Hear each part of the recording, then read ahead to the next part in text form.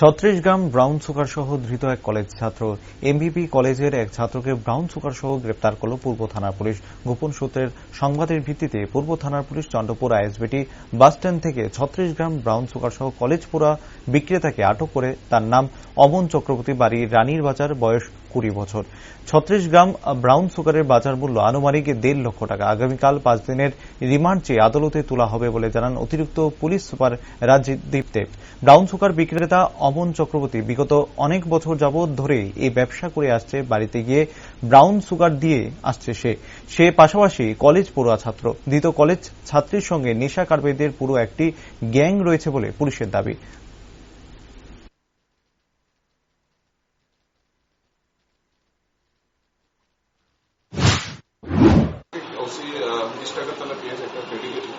Credible information পায়, তারপরে surveillance Mount করা হয় চন্দ্রপুর বাস স্ট্যান্ডে।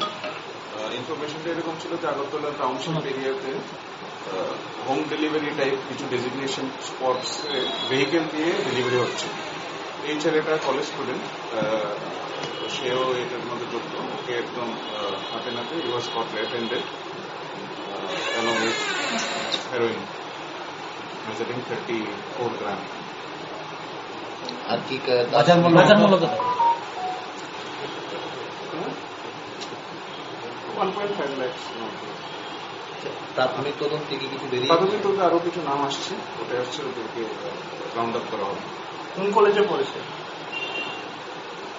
কলেজটা কতদিন ধরে সে করছে এটা? কতদিন ধরে করছে এটা? সে অনেকদিন ধরে ওর পকেট মানি, ওর যাবতীয় খরচ এটা থেকে এখানে আগরতলা রানীবাজারের ছেলেটা